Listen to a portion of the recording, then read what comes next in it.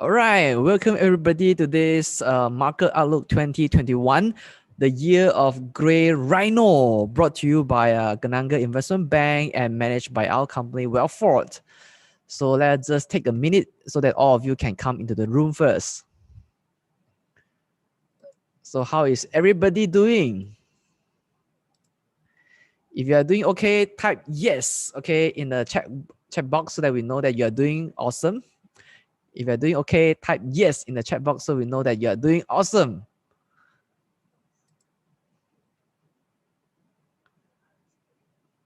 All right, excellent. So right now, I think the room is almost full. But today, we also open out another channel, which is YouTube. So if you are streaming in from YouTube, yeah, this Shen Chu here from Wealthfort. And today, we are very excited to be hosting this topic, Market Outlook 2021. Now, 1 year that the COVID-19 pandemic is here, how is the future hold for us? Okay, so today, our speaker, Derick Tan, will tell us why 2021 will be the year for the Gray Rhino. So what exactly is Rhino? I guess Derick later will tell you why exactly it is Rhino. All right. So this webinar is brought to you by Kenanga Investment Bank in collaboration with Bursa Malaysia. So before we begin, just want to go through some disclaimer. Whatever we share on this webinar is only for educational purpose. In no way that we give any recommendation to buy or sell any securities that we mentioned in this webinar. So if you decide to make any investment decision, you do it at your own risk. All right, now allow me to introduce our speaker today. And Derick Tan has also spoken on Kenanga platform for many times, and his session is usually very receive overwhelming response. And today, due to popular demand, we are having him back in our Kenanga session. So thanks for joining us today, Derick. So allow me to introduce him. Now, Derick Tan is the founder of Timing and You program, dedicated to raise awareness of the looming sovereign debt crisis, guiding individuals to survive and profit from the devastating financial crisis through the period of 2015 to 2022. Now, he has been an active trader and investor in the stock, commodities, currencies, bonds, and property markets since 1999. Now, apart from fundamental analysis and technical analysis, he is also a practitioner of the relatively unknown but amazingly accurate cycle analysis to improve the probability of winning in different investment asset classes. So if you have not heard about cycle analysis, then today you're in luck. Now, Derick has developed a proprietary three-dimensional timing and yield relative risk index, RRI, which is probably the first of its kind in the world that combines cycle analysis, technical analysis, and fundamental analysis parameters to give a holistic risk to reward assessment of the US stock market. Derick is also the 2019 World Excellent Young Leader awarded by the prestigious 亚洲周刊 for his vision, courage, and influence to drive positive change and be a force for good in the world. So he has been featured in numerous media in Singapore, Malaysia, and Indonesia. So without further ado, let me hand over the time to Derick to tell you why this year is the year of Gray Rhino and how is 2020 like for us. Derick, over to you. All right. Thank you, Shane. Good evening, ladies and gentlemen. I see 500 plus participants in this Zoom over here. So can you guys just say hello to me in the chat box? Just key in hi so that I can see you guys. Hello. Hi. Good to see you guys. So I think tonight is a session that I feel is very important. I really hope not only 500 of you guys, I think we are also live in the YouTube. Please take a piece of paper, a notebook and pen. Please write it down because whatever I'm going to share with you guys tonight is going to be very important. Also, please go and get your notebook and pen, all right? Also, with that, let me just go to my slides. And we'll kick off today's my sharing proper. So tonight is actually Market Outlook 2021, the year of the Gray Rhino. Yes. In fact, I'm starting to see signs of what I've been telling you guys for the last few years. In fact, this is my 4th year speaking. I'm very honored to speak for Kenanga for the last 4 years. This is my 4th year. Whatever I've been telling you guys about the sovereign debt crisis, the signs are here already, ladies and gentlemen. For example, the US bond yield has been spiking up. Do you all know that? If you don't know, don't worry. Later in the presentation, I'll show you guys more. All right, so let's move on. I don't need to introduce Rhea. So, but one thing very important, whatever I'm going to share tonight is only my personal view and opinion. All right, it's not a recommendation or advice. I cannot give any recommendation or advice. Neither can Shane. All right, so we are not going to be responsible for any of the action that you are going to take. Also, please take note of this disclaimer. All right. So now, I believe you guys attend a lot of webinars. So you listen to a lot of trainers or speakers. So different speakers, they have their own definition or time frame. Also, please allow me to share my definition of time frame so that you can better understand the material that I'm going to share with you guys later on. All right. So whenever I mention short term, it's anything less than 1 month. So it could be 2 weeks, 1 week. It could be a few days or even intraday. That's what I meant by short term. Intermediate term is more than 1 month, less than 1 year. So it could be 5 months, 6 months, but less than 1 year, but more than 1 month. Long term is from 1 year to less than 10 years. Ultra long term is 10 years or more. So for tonight's presentation purpose, I'll concentrate on the short to intermediate term for the next 1 to 2 years. I'm seeing the next 1 or 2 years, that means 2021, 2022, it is going to be very chaotic. A lot of people thought that with the COVID vaccine, everything is going to turn into a rosy picture. Unfortunately, ladies and gentlemen, I know Chinese New Year just over. I should be saying more good things, but I rather paint you guys the real picture. All right. Yes, economy data are bouncing up. Why? Because we have a very low base because of last year, because of COVID-19. But don't be too happy, ladies and gentlemen. Like what I mentioned earlier, COVID-19 has already done its damage. All right. At the later part of this presentation, I will share you guys. Yes, if you follow me for the last few years, I've been talking about US bull market, all these things, and we went through a melt up, all these things. Ladies and gentlemen, all good things have to come to an end. And I think this year is the year. Unfortunately, I to spoil everyone's mood, but I rather tell you the truth, based on my opinion. All right. So now, tonight, whatever I'm going to share you guys is something very interesting. As you guys know, out there in the market, there's something known as fundamental analysis made known by Warren Buffett. All right. There's technical analysis whereby you look at price chart to determine the entry and exit point, all this thing. So there is something called cycle analysis, or in short form CA. All right. This is where I specialize in. All right. What is CA? I think this is something very important because it allows me to see probably something is going to happen this year and next year.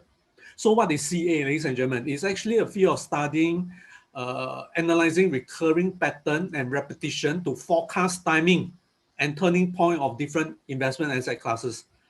I just want to share this, ladies and gentlemen. You may know fundamental analysis or FA, you may know TA, technical analysis, but please understand, these two deal with price. All right, but cycle analysis deal with timing.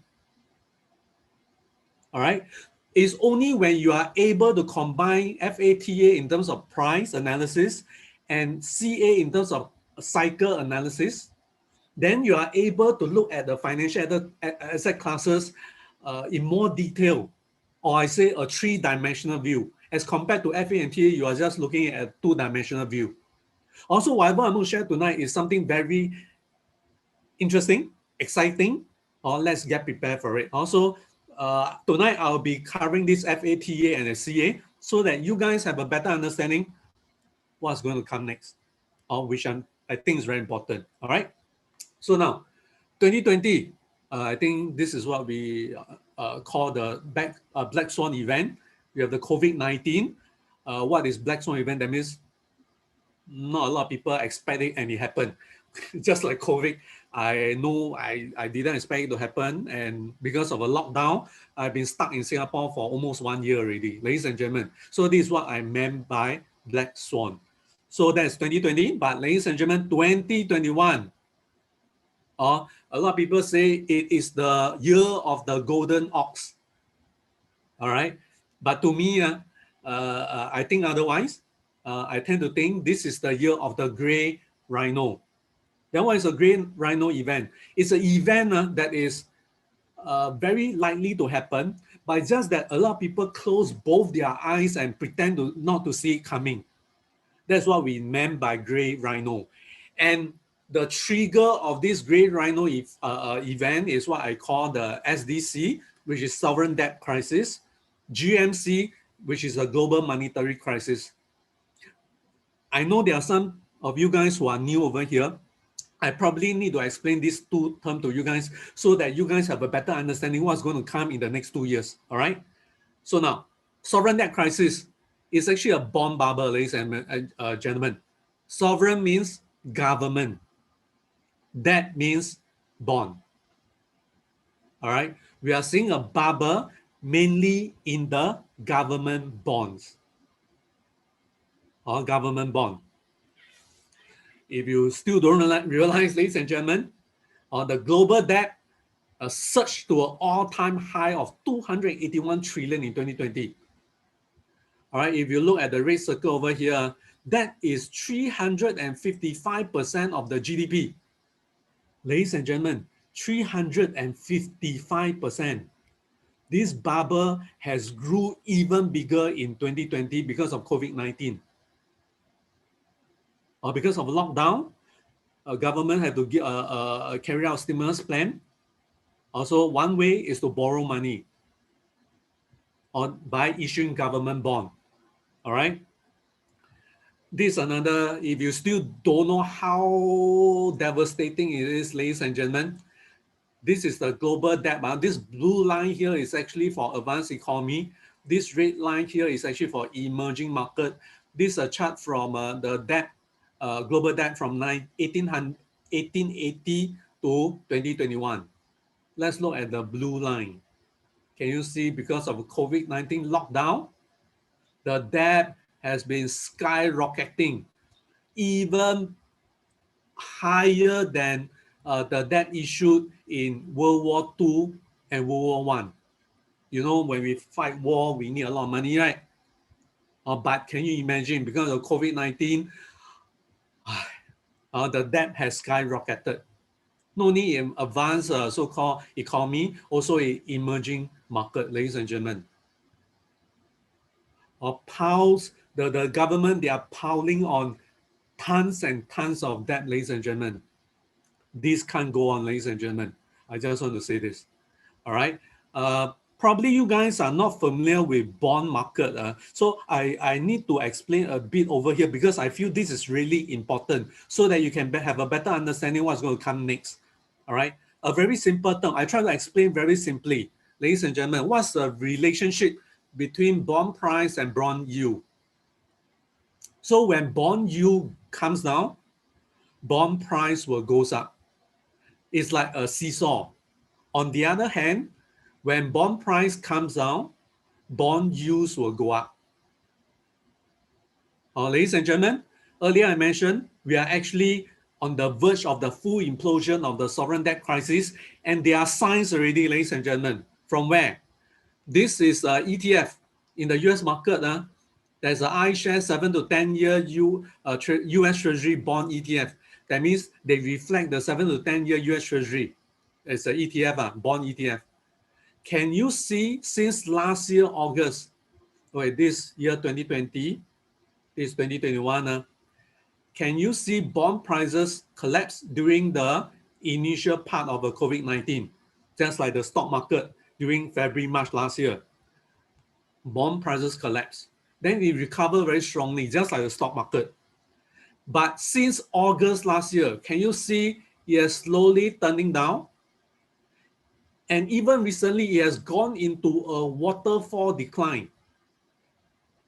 Can you see that? That means the 7 to 10-year US Treasury bond, they are collapsing. It's probably around a support around this two blue line over here, this support zone. My take is take note. Once this support zone is broken through, ladies and gentlemen, all hell will break loose, ladies and gentlemen. Bond market is going to collapse. Remember what I said earlier? Bond price and bond yield go in opposite direction. This is bond price. Next, I'm going to show you guys the US 10-year Treasury yield.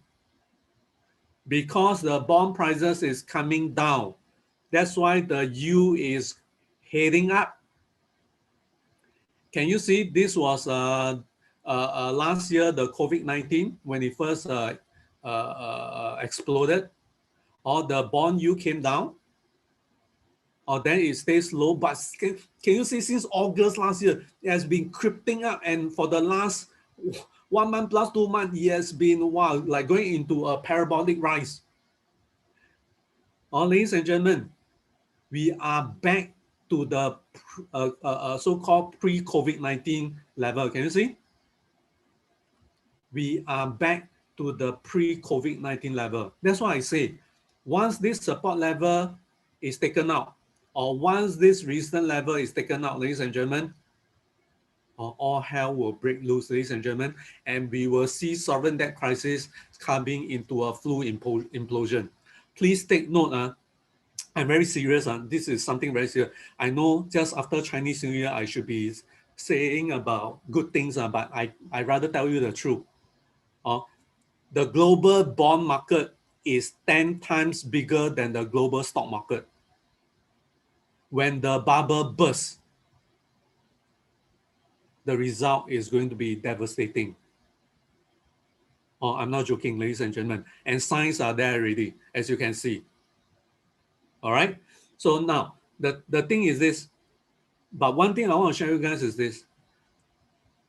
Even though the bond bubble burst, we have printed so much money, right? Money is going to shift from why the bond prices is coming down, because they are selling enthusiasm. They are selling the bonds. That's why bond prices drop. So the capital that exit from the bond market got to go somewhere, right? It cannot disappear in the thin air. And we printed so much money, correct? So where do you think you'll go? That's why I can tell you the money will move into what? Into the largest market in the whole world. I mean, how should I say? Not the largest, one of the largest market in the whole world that can absorb this $1 trillion, which is the US stock market. That means money is going to shift from the public debt, which is a government bond, into private asset like what? Like US stock market. Like later I'll show you guys commodities. Ladies and gentlemen, commodity bull run has started. This is a chart of a CRB, or Commodity Research Bureau. It basically represents so-called the index for commodities.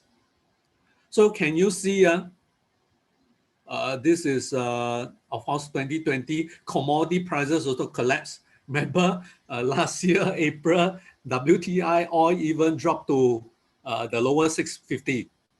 But can you see the strong recovery of the commodity prices? And it has even broken above this downtrending line.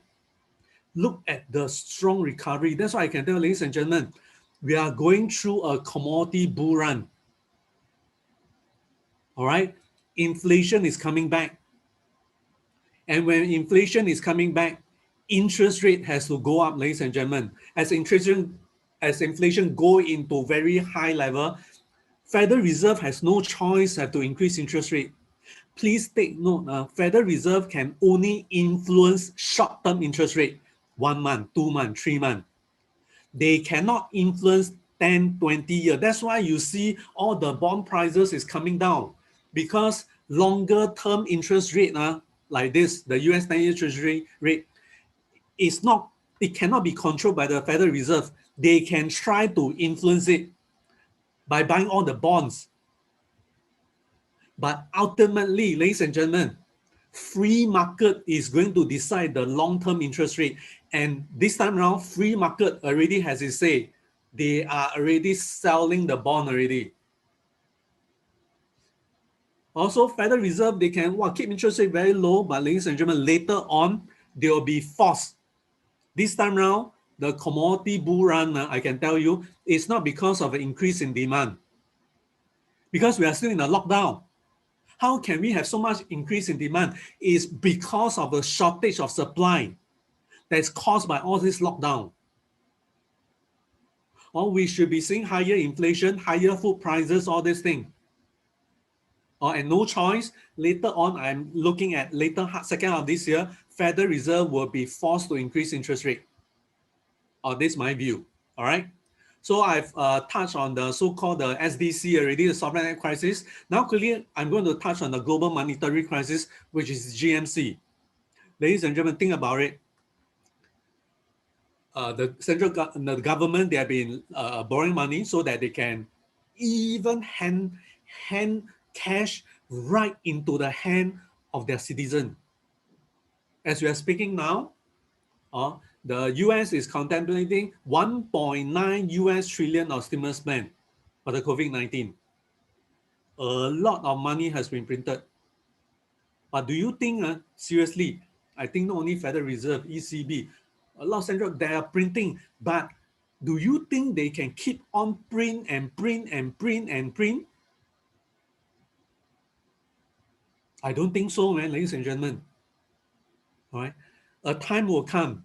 If it's so easy, we can just print our money away to solve all this problem. Then we don't need to do anything. All of us don't need to run business already. Everyone sit down there and wait for the central bank to print money. But global economy doesn't work this way. We still need to produce goods and services. You understand what I'm saying? Also, ladies and gentlemen, I can tell you this SDC, sovereign debt crisis, and GMC, global monetary crisis, is reflecting a collapse in the confidence in the government. All right, that's what we are seeing. And it's going to be devastating. Why? Because it's coming already. And I will just show you the signs are there already.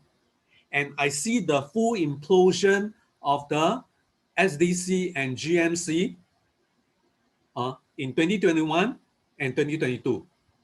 Then how is it going to impact the stock market or even the commodity market or even currency market? Later I will share you guys.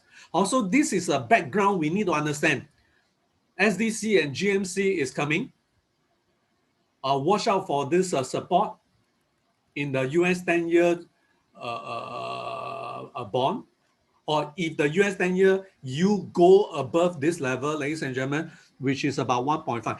I don't think it's going to just shoot through. I got a feeling it probably will pull back a bit.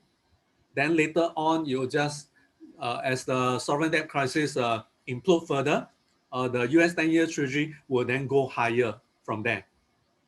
Also, this is my view. All right.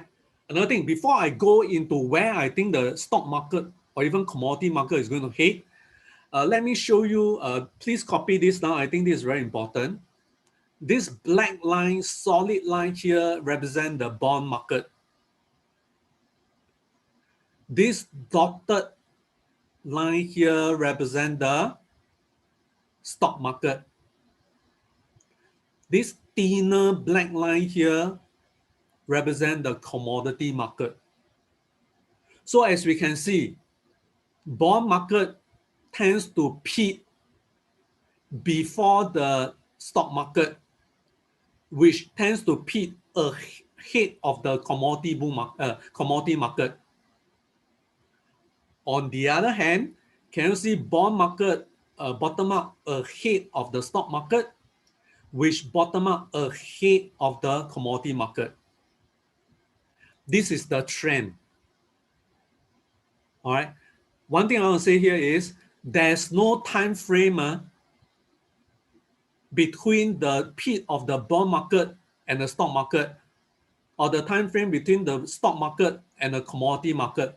There's no time frame. It varies based on the economy condition of then. But I want to show you guys bond market always lead the stock market. Stock market always leads the commodity market. So as I showed you guys earlier, there are signs that the bond market is starting to break down already, right? That means the next to break down will be the stock market. So now let me just share you guys where I think the stock market, especially the US stock market, will be heading. Because I think when the US stock market sneeze, the whole world will catch the cold. Also, that's why it's important to understand where the US stock market is heading. All right. So now let's take a look. This is S&P 500, one of the major US indexes. This is since 1999 until 2021. Also, can you see we have gone through a bear market here. This was because of a Nasdaq bubble in year 2000. Then we went through a bull market. So this is what we meant by one cycle of bull and bear. Then this was the 2008 global financial crisis, a bear market. S&P collapsed by 50%. This was due to the collapse of the Lehman Brothers or the subprime crisis. At the peak, it was the Lehman Brothers. All right. Then we went through a bull market for the last 12 years since 2009. Ladies and gentlemen, this is not a bear market. This was the COVID-19. COVID, I always say last year, I probably am the only one who keep on saying, this is not a bear market. This is 2020. This is probably just a deep correction because of a health crisis. That's why can you see how strongly it rebounded after the collapse? All right, so to me, we have been going through a bull market for the last 12 years since 2009. So ladies and gentlemen, cycle analysis, bear, bull, bear, bull. So after bull, what do you think is coming next? Can you key in the chat box? Bear, bull, bear, bull. After bull, what is coming next? Can you all key in the chat box? Let me take a look. What do you think is coming next? Yeah, a lot of you guys put it right. It's actually a bear market is coming already, correct? On this bull, I just want to let you guys know, this bull is really very old already. All right. How did it manage to stay so long? Because all the QE and the Fed, the central bank keep the interest rate low with so much money flooding the market. One of the places you'll go is the US stock market. That's why it keep on going up. All right. But I always say every party has to come to an end. All right. And I think the party is going to come to an end in the second half of this year. Not yet. The bear market, I don't think is going to happen soon, but it's going to happen in the second half of this year. That means June onwards. All right. Also, do think about that. So now, what is going to happen in the short term is this, ladies and gentlemen. Now, I'm going to show you guys my proprietary cycle chart. Remember, I want to say this again. Cycle analysis is about timing and turning point. So with my cycle chart, I can actually do forecast of the timing and turning point. For this case, is the down zone. Or probably some of you guys is the first time you look at my cycle chart, so I need to explain this to you guys. I want to say this. This is not a price chart. This is not a price chart. This is a cycle chart. Crunch on the 2nd of March, about 2 days ago. That means I take historical decades, hundreds of years of down zone data, plus a future market data of down zone. I put it together, billions of data points. I put it into a software. It does a crunching of 45 minutes. In the end, it will produce this red line, which is a cycle chart. All right. It does not have y-axis. It only has x-axis. So when we see March 01 means 1st of March. This 1st of April, 1st of May, 1st of June. That means this is for the month of March, April, May, all the way until September. Can you see? Cycle analysis allow me to do forecast. That's why I can forecast until September. So what is this cycle chart is telling me now? Is we are going to have a turning point probably around early May. Can you see? Remember, cycle analysis is about timing and turning point. So we are seeing a turning point around early May before the next major turning point here in around September. Let's don't go too far. Let's come back here. When I project this cycle information onto the price chart of down zone, ladies and gentlemen, it's telling me that this few days, I think the US market has been red, right?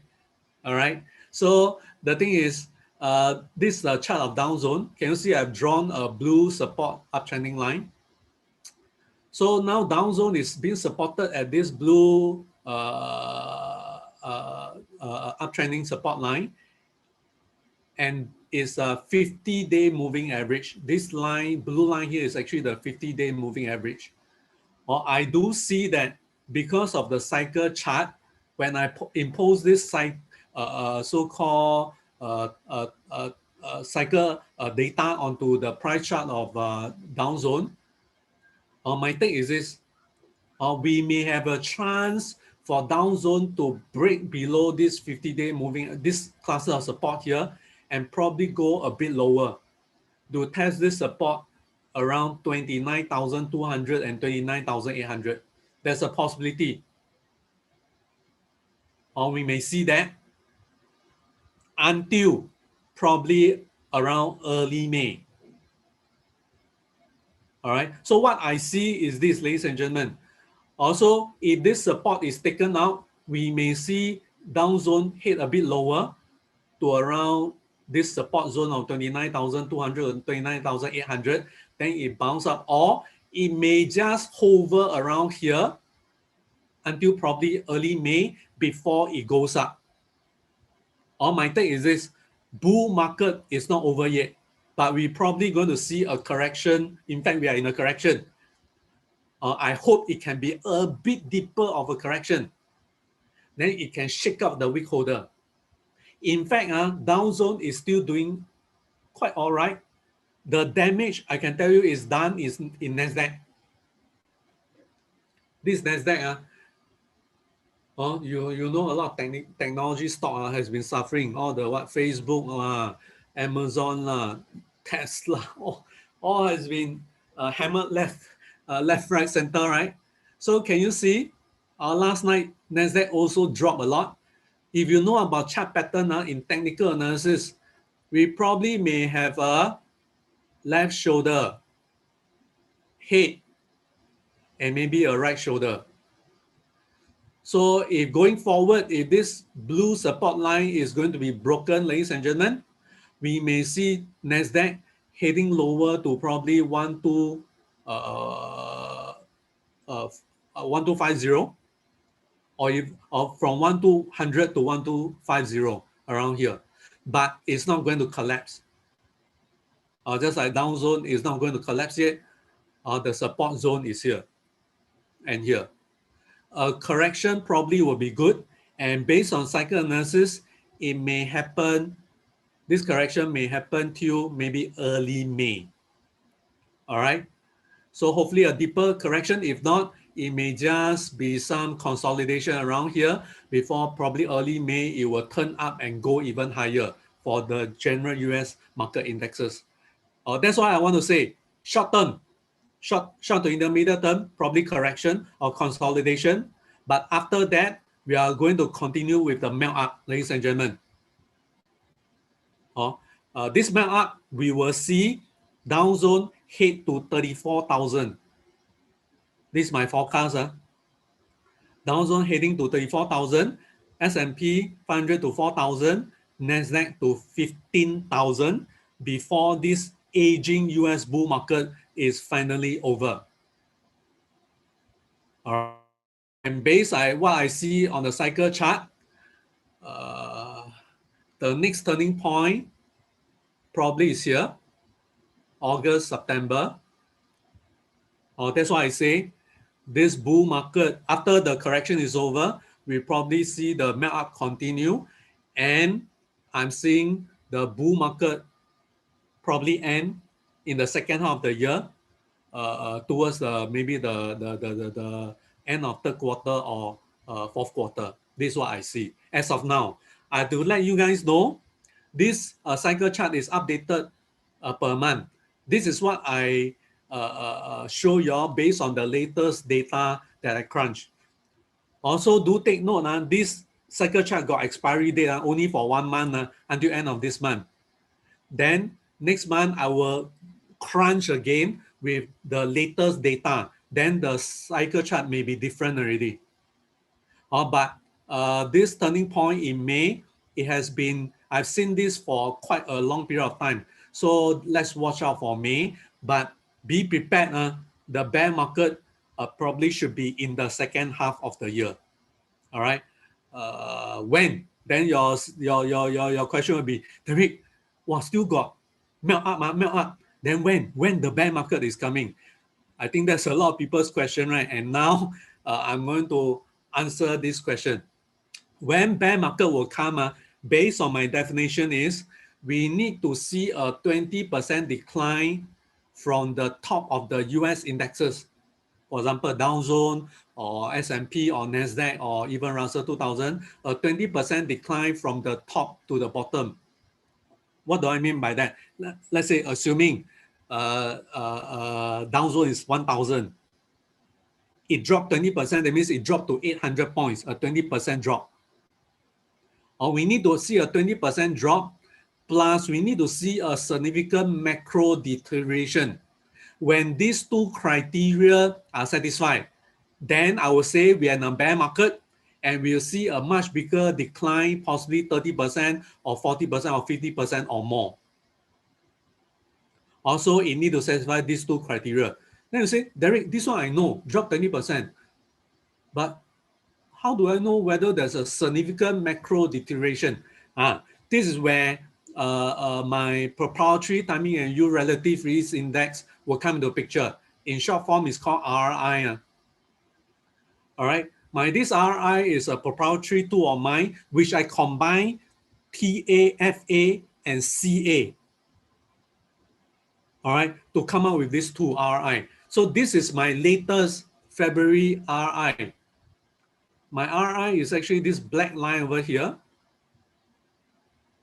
All right, it's stretched from 1999 until 2021 for the last 22 years. All right, basically it has accompanied me the data for the last 22 years because I'm in the market for the last 22 years. All right, so green color means in technical term, that means it's extremely oversold. Then we have yellow zone, orange zone, and red zone. Red zone means danger. That means extremely overbought. It's like driving a car. You see green light, you should step on your accelerator and go, right? Same thing. When my RI is at the green zone, that means the stocks in terms of valuation is very cheap, it's oversold. We should be entering to buy. But when the stock, when the line is in the red zone, or that means in the so-called the danger zone, or we should not be aggressively buying stock. Or I want to say this, my RI represent the risk level of the US stock market, not commodity, not currency, not bond market, not anything else. It's specifically for US stock market. I can tell you guys, ladies and gentlemen, can you see this red line over here? This is a very critical 60% red line is very important. And there's this blue 30% line. As of now, my RI figure is 63.28, slightly above 60. So what I meant when there's a what I meant when I say there's a significant macro deterioration means when my RI starts to break below this 60% or this red color line, that means we will have a significant macro deterioration. Ladies and gentlemen, don't see that it's just a simple black line over here. Within it, I have 14 major TA, FA, and CA indicators. Then within them, there are 47 sub-indicators. I look at oil price. I look at the US 10-year minus 3-month Treasury yield. Or I look at a lot of factors. I look at the stock market cycle. There's a 30-month fixed stock market cycle. All this, I look at the technical part as well. I look at the high yield bond, the relationship between high yield bond and the US Treasury bond, all this, all together 47 sub-indicators. So I pump in billions of data points to do the crunching. And so this black line is a result of AI technology as well as neural net technology. Also, ladies and gentlemen, so we are at 63.28. What does it mean?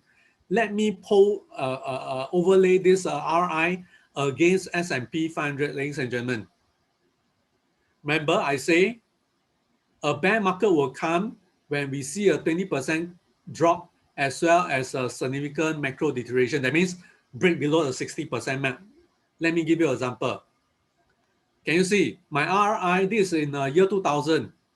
It went to a red zone, extremely oversold. Then it came down. Can you see it break below the 60% of the red color line? At the same time, can you see S&P drop from the top to bottom 20%? Can you see drop 20%? RI break below red support line. Because of that, S&P collapsed 50%. Then we went through a bull market. Then can you see over here, my RI line break below 60% mark. One criteria satisfied. Second criteria, S&P satisfied 20% drop. As a result, we went into a bear market. S&P collapsed by 50%. Then we went through a bull market. Can you see my RI break below red color line also? But can you see S&P did not collapse 20%? That's why after I think it collapsed, it corrected about 15%. Then after that, Donald Trump became the president then because of a tax cut, all this stuff that he did. US stock market continued to ride the trend up. And over here, I did not call for a bear market. I say it was a deep correction. Why? Because look at our RI. Even though S&P dropped, I think 30-40%, more than 20%, my RI did not break this red color line here. But one thing I want to point out to you guys is this. Can you see my RI line has been declining for the last half a year? It is showing a negative divergence. Can you see S&P has been going up? This is a monthly chart, has been going up. But my RI has been coming down. I'm already observing a negative divergence already. Also, probably going forward, we may see RI break below this 60% mark, like over here like that. And if later on, as S&P or Dow Zone or Nasdaq or even Russell 2000 collapse 20%, together with the break of this red color line, then ladies and gentlemen, then I will call for a bear market, which I think is going to happen in the second half of this year. And it has not broken the red color line yet, so don't worry. But one thing I want to share with you guys is this, very interesting. Can you see the RR line goes up, red zone just come down, goes up to red zone, then come down. Can you see since the bull market started, it has been going up, then come down, then it has been ding ding dong dong between the red color zone and the orange color zone for the last probably 3 years. All these are the result of what? The Federal Reserve, the central bank printing so much money, keeping the interest rate very low. With so much money out there in the market, it's no wonder all this private asset is going up like US stock market. Also, do take note, ladies and gentlemen, it's close. My RI is close to the red color line, but we have not seen a 20% drop.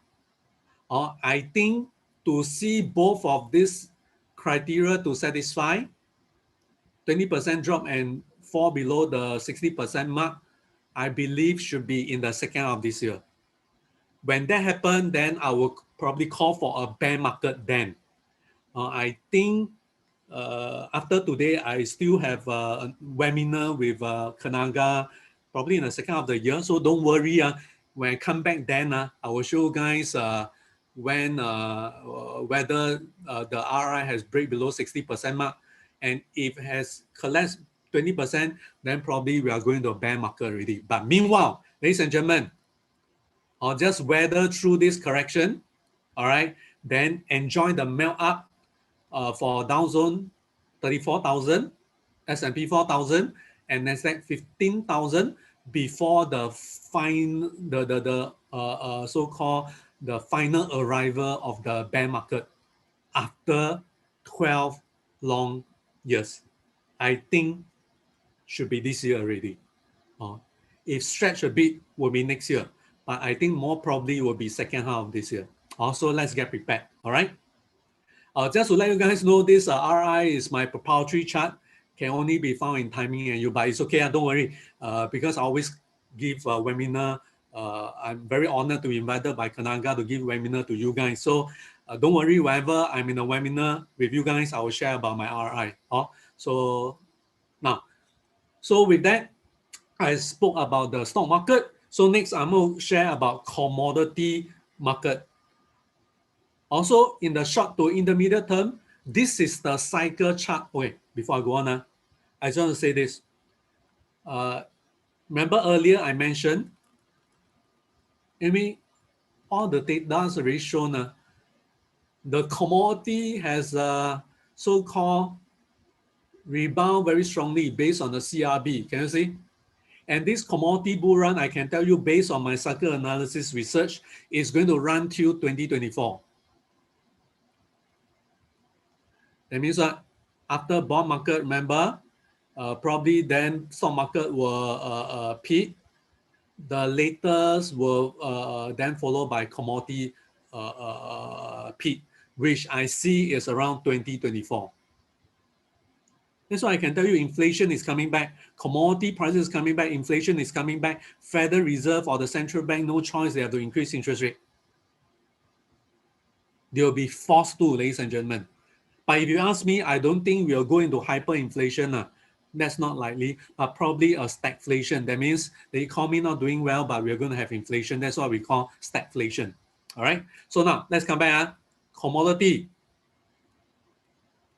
I think a commodity that a lot of people are very interested in this commodity is called gold. But generally, I just want to say this, commodity is going to have a bull run until 2024. In a short to intermediate term, this is a cycle chart for gold. For gold, we probably will see a turning point towards end of March. Can you see? Before the next turning point in probably early or middle of July. Let's focus here, ladies and gentlemen. If there's a turning point around end of March, okay, I'm going to show you live how I analyze. Probably let's go to a price chart of gold. I already show you the cycle information, right? Based on the cycle chart. So allow me to share about gold, which I think a lot of people are very excited. Interested, not excited. All right. Can you see gold price has been coming down? Let me give you all a longer view, probably 10 years. Let's look at gold price. Gold price reached a high of about 1923 in 2011. Then it came down. And especially last year, it has a good run until August last year, reached a high of 2089. Then since August last year, it has been turning down. Let me show you August last year. So probably let's look at 2 years. So can you see? August 2020, since a high of 2089, it has been coming down. Can you see, right? Let me zoom in a bit more. 1 year. Then let's draw some lines.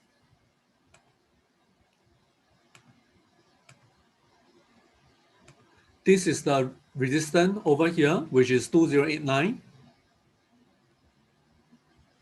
What I see of gold is this. Let me draw this. There's a resistance line here. Let me draw another channel line so that y'all can better see better. Y'all see anything? Hey, first, just to make sure, Shane, we are looking at my price chart, right? Yes, correct. We're looking Just at to make your sure. stock charts. Okay. So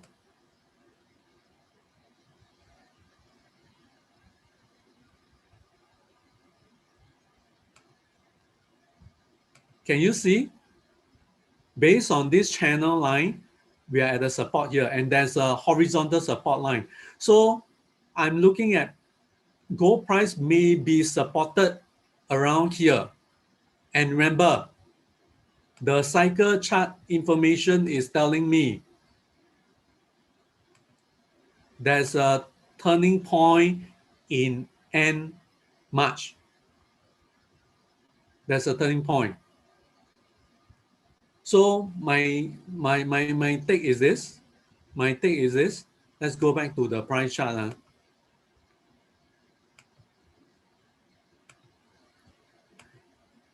I don't expect the gold price to deep to 1,600, 1,500 come down, but I do think that probably a support may be near already. And then it will rebound from there. All right. And going forward, like what I mentioned, we are going through a commodity bull run. I'm expecting the gold price to go higher, even so-called overtake this 2089, this August last year of the high of 2089. So I'm not too pessimistic about gold. The downside may not be a lot. And based on cycle chart, we may be seeing a turning point probably around end of March. All right. So this is for gold. This for gold. Let me very quickly cover silver. Because a lot of people say probably gold too expensive. Then let's look at silver to see what kind of opportunity we have. So this is a cycle chart of silver. This cycle chart also just crunched 2 days ago. Can you see silver? We are also seeing a turning point probably around end of March, April period. Can you see? Then we'll see a directional change until maybe end of August. So we are seeing a turning point in silver, probably March, April period as well. When I project this so-called cycle information onto silver price, let's take a look. Silver. Silver has been reacting much better than gold. Gold has been sliding down, right? Silver still down there. Didn't drop a lot. But let me just show you a 10-year view of silver. This is a 10-year view. Okay, probably y'all cannot see clearly. Let me just zoom out a bit more. Probably 2000.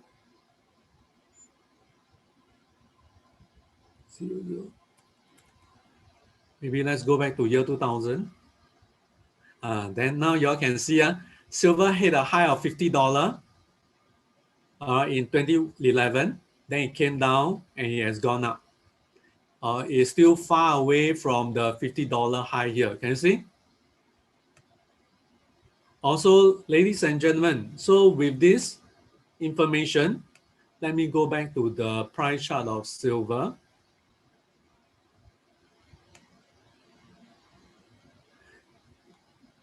Can you all see silver probably found a support at this level already. That's why it came down from about $30. August last year, it came down, find support around 22, it bounced up. So around 22 is a very strong support. Let me zoom in even further. Let's say 2 year. Also, it has been faring much better than gold, correct? As you all can see, 2 year may be a bit long. Let me go 1 year. Let me draw some lines. Can you all see? Silver seems to have a support around this level. It touched this, it goes up, touch this, goes up. Now it's back to here. It is at this so-called blue uptrending support line. Remember, just now I showed you guys the turning point probably is end of this month or next month, right? So probably we may be seeing silver just have one more dip down to probably to this low here, which is where is 200-day moving average is. For this case is about $24. We may just one more dip, but after that, we should see silver price going higher.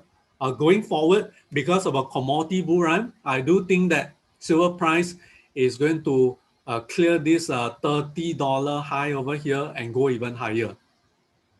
But probably we may see, I don't think silver will run anytime soon, probably hover a bit or even one more leg down.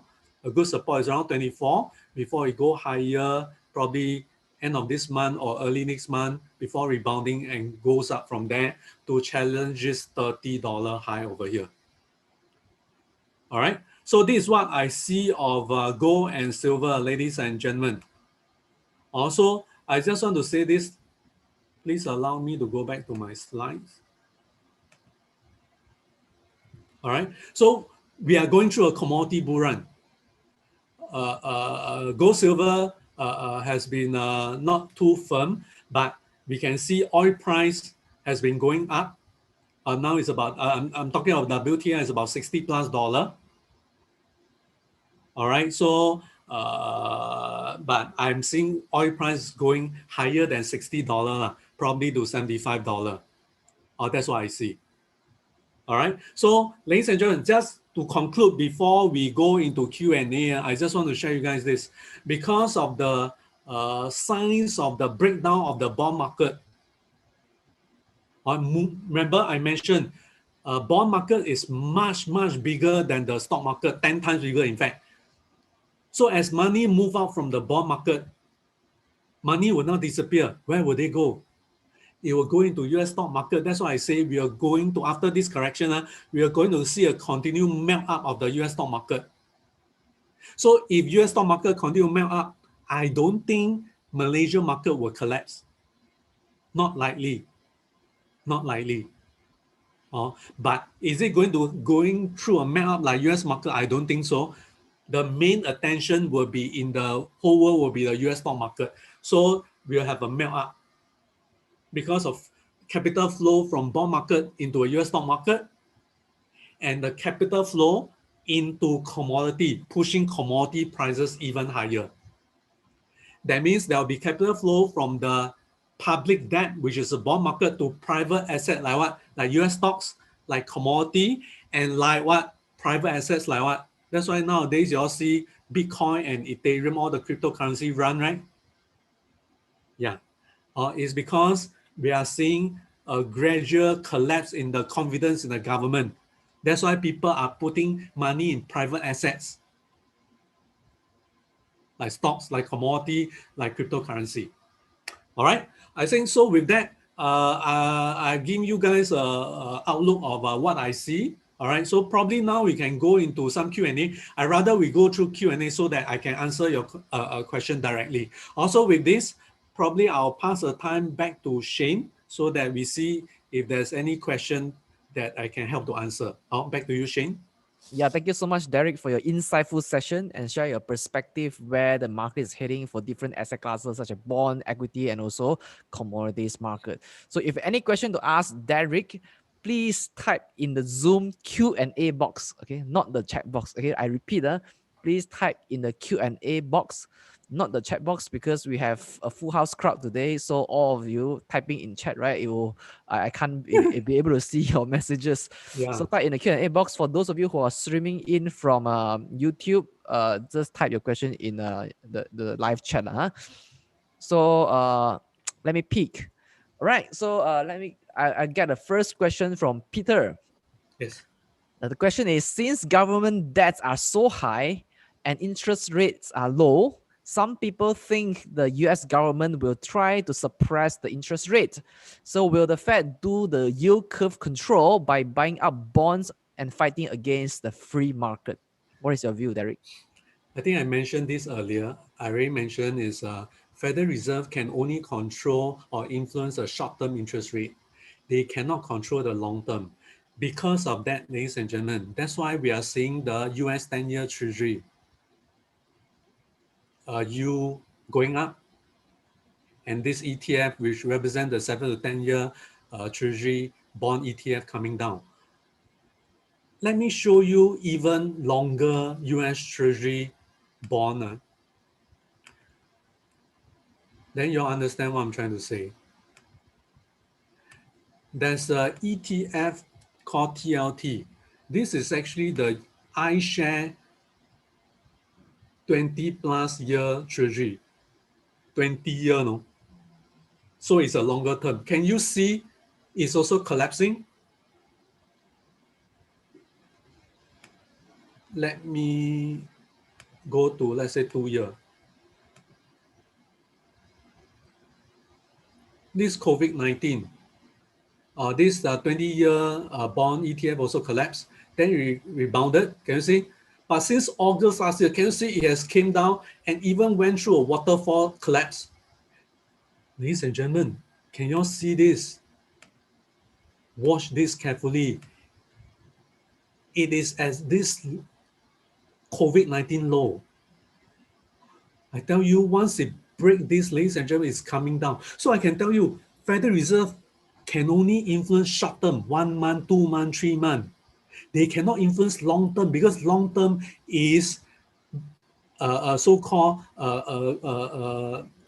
influenced by the free market. There's only so much Federal Reserve can do. You understand?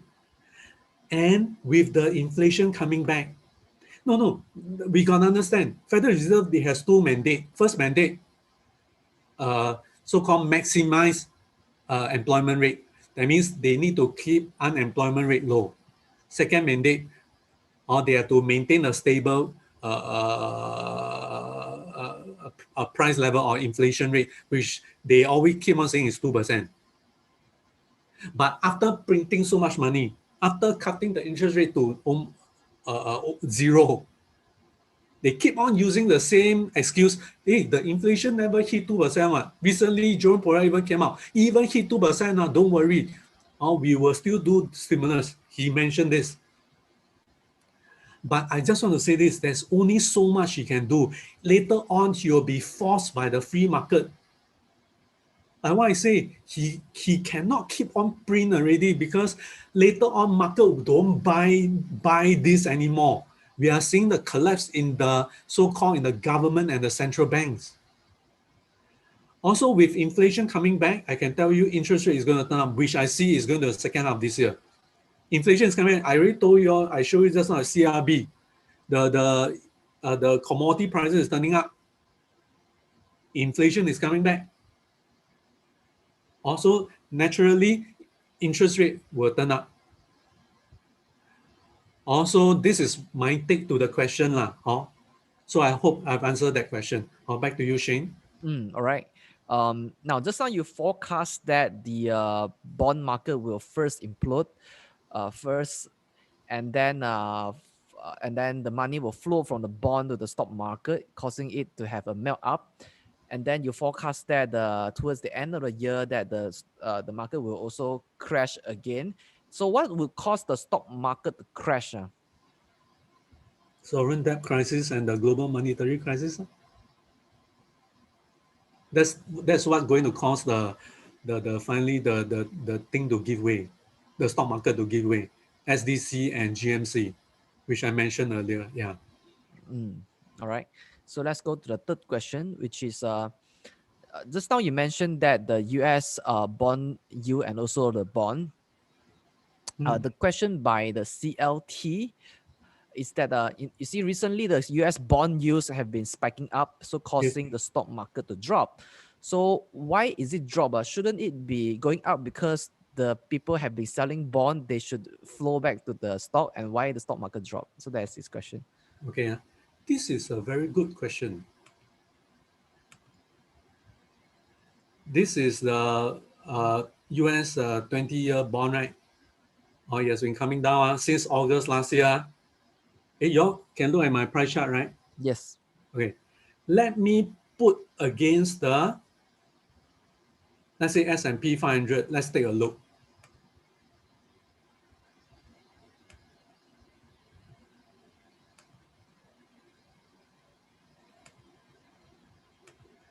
Let's say I put S&P 500 as blue color line, so easier for us to see.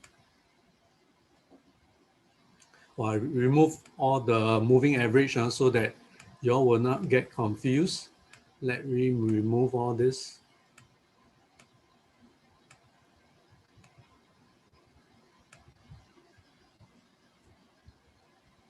So can you see this blue line is actually the S&P 500.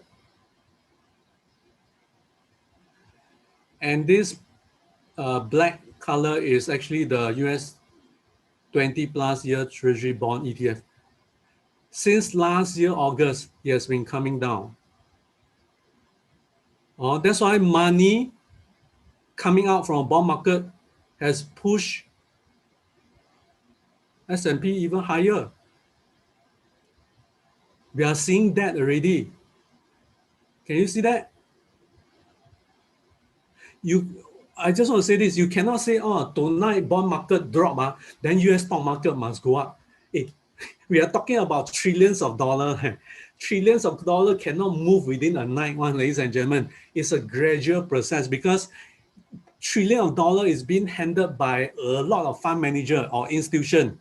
They take time to move the money. You understand? So it's not, tonight US the bond market drop, US stock market go up. It doesn't work this way, ladies and gentlemen. But we can see the trend is the bond market is coming down. The money come out. Where did it go? It go to a US bull market, stock market. That's why pushing it higher. It's just that recently we have some correction. All right. This could be a lot of reason. One of it is the fear of the inflation, because they were saying, yeah, increase of interest rate is something bad for the so-called the stock market. But regardless what it is, we can have all sorts of reasons. But the true fact is this: there's a lot of money floating out there. And since money is going to move out from bond market because of the trouble in the bond market, it is going into private asset like what stock market. That's why I say we will still have melt up. The bear market is not over yet. We will still have a melt up in the US stock market. That's why I give my forecast Dow Zone 34, S&P 4,000, Nasdaq 15,000. We probably will have a melt up, probably a parabolic run, like what we see last year in something like the glove stock, or even since early end of last year, what happened to a cryptocurrency? They kind of melt up. Then finally, we see this bull market after 12 years finally end, and we'll go into a bear market probably in the second half of this year. All right. So hope that answered the question. So back to you, Shane. All right. So there are several questions asking about your view on the Chinese stock market. Will it crash together with the US stock market? Wait, my take is this. Since we talk about this, let's look at SSEC, Shanghai. You are looking at my price chart, right? Yes. Yeah. So let's look at Shanghai. Shanghai Stock Exchange Composite. Yes, it has come down a bit as well. This blue color line is a 50-day moving average. Can you see? I mean, in short to intermediate term, can you see I can draw a support line, and it bouncing off this blue uptrending support line and the 50-day. So later on, after this correction is over, I expect China market to go higher. All right. Let me just zoom out a bit more. Let's say maybe 3 years.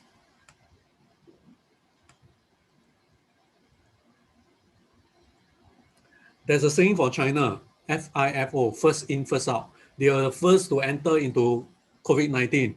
They are also the first one who came out. Also, the thing to me is, if you look at this, technically, it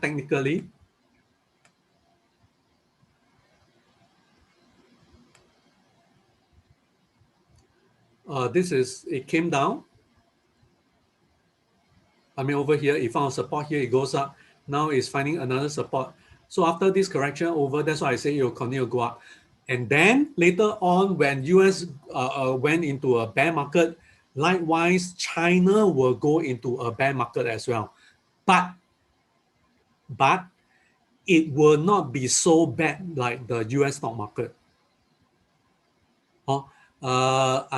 Like what I say, I specialize in cycle analysis. So there's actually a 510-year world dominant cycle. All signs are pointing to me that US is going to overtake, China is going to overtake US as the world largest economy. And the global financial capital probably will go over to China, maybe Shanghai. All right. The year I'm looking at is around 2032.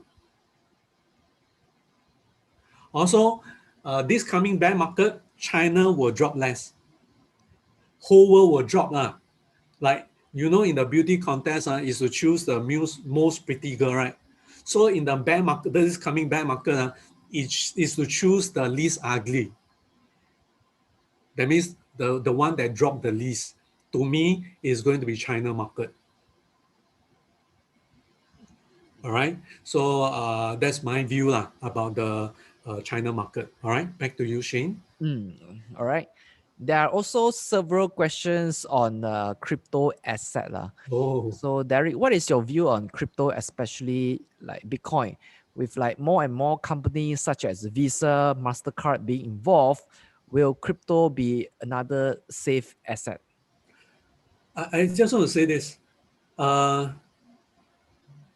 A lot of people view crypto or Bitcoin like digital gold. For me, at this point of time, I do not treat cryptocurrency or even Bitcoin, even though Tesla bought into it, Square bought into it, all this strategy bought into it.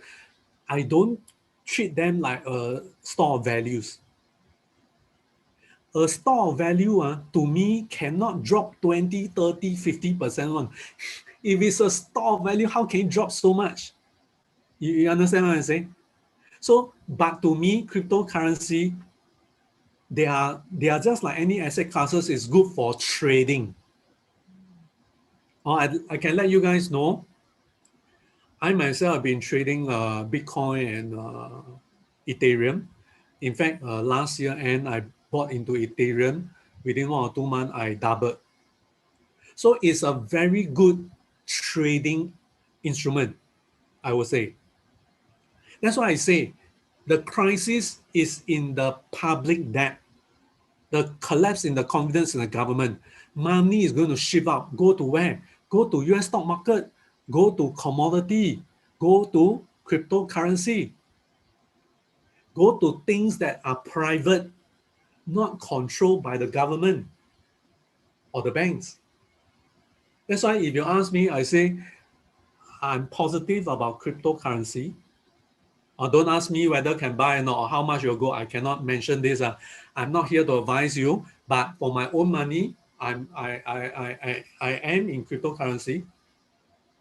All right, and I do believe some of the money that flow out from the bond market is going to go into crypto and cause it to go higher.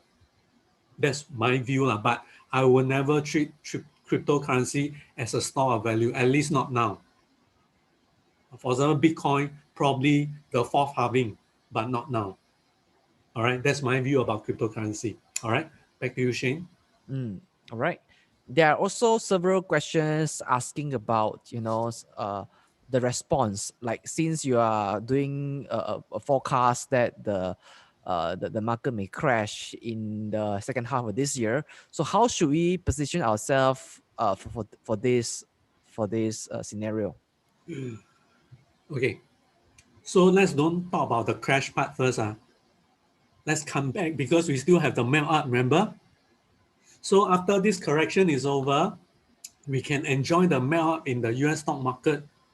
And if you don't know where to go to, don't need to go far already, because you can open an account with Kenanga because Kenanga can trade US stocks.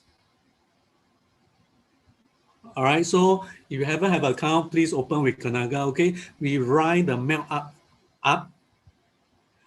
Kenanga, we also can trade commodities using Kenanga platform. So just like I mentioned about gold and silver, right? And the turning point probably is coming soon, right? There may be another opportunity. All right, so we will ride the commodity bull run, the melt up, probably until the second half of the year. When bear market come, what we can do is we can, in US market, we can do short selling by buying inverse ETF. I think there are also inverse ETF in Malaysia market. You all can go and do your homework. I don't want to mention any name, but there are ETF in Malaysia market that you can do short selling. It's an inverse ETF. We can then buy into all these inverse ETF to short probably the US indexes like Dow Jones or S&P. I would say there are more of these inverse ETF in the US market, and is available in Kenanga platform. Also make use of Kenanga platform to help you ride the melt up as well as ride the trend down during bear market. If you need information, please look for professionals from Kenanga, their staff, or you can call in or ask the personnel from Kenanga to assist you guys. All right, so that's my answer, Shane. All right. So the next question is asking about cyclical stock. Now, since Federal Reserve comment about cyclical stocks. Okay. Okay. Now, since Federal Reserve comment that they will not raise interest rate this year, So, and bonds are collapsing while bond yields is rising with inflation expectation.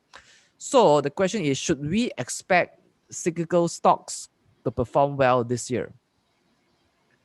Actually, if you ask me, like what I mentioned earlier, Federal Reserve, they can say they won't increase interest rate. Later, probably second half of the year, they'll be forced to do so.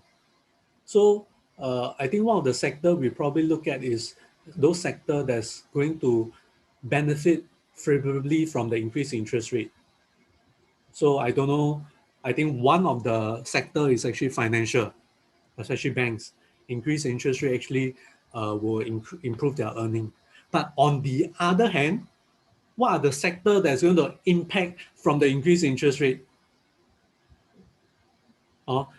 Probably the utilities or even the REITs.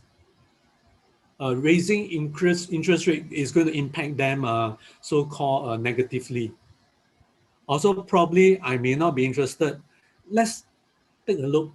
Don't need to go too far. Let's take a look. For example, there's a utility ETF.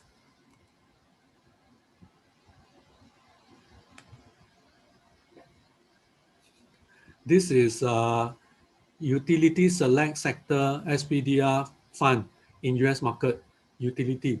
Can you see it's coming down already?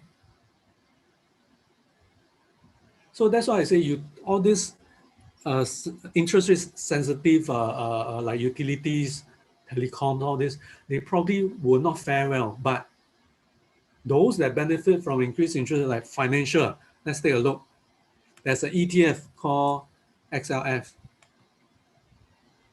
Can you see it's been going up because of anticipation in the increased interest rate?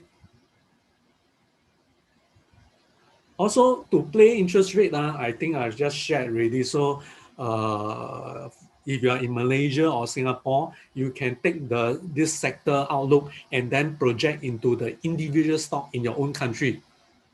Probably you should look at your banks, or you should not be looking at utilities. Also, this is a direction I can point you to, but I cannot tell you what stock to buy. I cannot do that. I cannot give advice. All right, do take note. All right. So back to you, Shane. All right. So, how do you see tech stocks going upward? Because just now you mentioned that Nasdaq is very vulnerable to further crashes. Just now I show you, all right, the Nasdaq seems to be forming a head and shoulder. Let's go back. Let's go back to my slide. That's why there's a sector rotation. Right? Tech stock have been doing well. Also, probably all the fund manager institution, they're starting to take profit. You see Nasdaq? All right, left shoulder, head, right shoulder, break this probably 13,000 support. I think it's coming lower. But I just want to say this. If we break this support, it may come lower to maybe 12,100 to 12,500. But I don't think it's going to collapse. I still think it's going to bounce up, probably going up to challenge 15,000. That's my take. So I don't think it's going to collapse, but correction is coming, especially if this 13,000 cannot hold. I think it's coming down. So I cannot talk about any individual stocks, but whatever it is, because we are riding into the last leg of this bull market, my take is this: don't try to how should I say, bottom fish, or try to buy stock at a cheap. We are at the tail end of the bull market already. What I will do is I'm going to buy stock that's breaking high and sell higher. I'm riding on this melt up, on this momentum to make my money. Now, to me, it's not the best time to do value investing, unfortunately. Value investing, to me, the best time to me is probably 2009. That was the best time to do value investing. And to me now is not a good time to buy and hold, because the bear market is coming in. unless you believe that this bull market is going to continue into 2023, 24, 25, 2030, then you buy and hold. But seriously, if we look at this, I think after this bull is over, it's coming down, we'll be going into this bear market. And I have a feeling because this time around, it has really gone up a lot for a long time. This time around, the previous bear market was about a 50% collapse. I'm expecting this time around to be deeper than 50%. Or it could be 60%, maybe two-thirds. Or all this. And because it's deeper, that's why, ladies and gentlemen, learning how to do short sell is important. All right. One way is by buying to inverse ETF, which is available in Kenanga platform. But don't worry, don't worry. As long as the RI doesn't break below this red color line and we do not have a 20% drop, then we are not going to have a bear market yet. But do take note, my RI is coming down already. Is coming down, has been declining for the last almost half a year already. Don't worry, I'll be back again. I think it's the second of this year. Maybe then I'll be able to show you where is my RI then. All right? Yeah. Stay tuned on our updates. We'll let you know when Derick is coming back for his second sessions. Okay, let's do one more question from YouTube. Let me see the name. Okay, this is okay, suddenly I lost track of the name. Okay, so Qian is asking about US dollar index DXY. So what is your view on this? I've been waiting for this. Actually, I leave it. I see whether anyone will ask or not. Finally, someone asked. So I'll just share. To answer this question,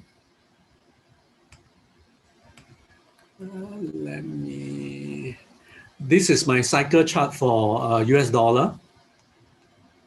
All right, US dollar. So I see there's a turning point, probably around early May.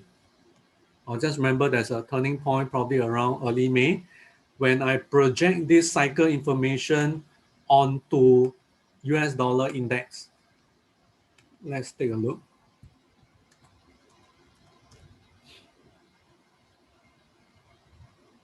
Here we are. Again, in case you all didn't see, is early May. Can you all see? This 1st May to 1st June. So this is early May.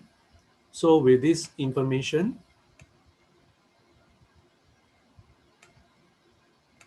this US dollar index, sorry, not US, this is US dollar index. So I do see that this is what I see. The turning point, remember, is probably early May. So there's a resistance here around 91.50. So I'm expecting the US dollar index to challenge this resistance here. Once it can clear this, probably it will go higher. Then you'll make a resistance around the 200-day moving average around here. All right, until the next turning point probably is early May. That's what I see. In the short to intermediate term, I'm bullish on the US dollar until early May. Provided this resistance over here can be broken, then we will see go higher. Probably challenge this 200-day moving average. All right, but a lot of people thought over here, it's going to break down and go lower. Can you see what it suddenly has a reversal? Very interestingly. All right, and let's see whether it can break this, which is about how much? Wait, I see. 91.61. Once it can clear 91.61, probably it will hit a bit higher or towards here. But the next turning point is probably around early May. Oh, that's where I see it. All right. Back to you, Shane. All right, great. So I think we have our Q&A session is coming to an end. Of course, there are just so many questions that we that you asked in the comment section.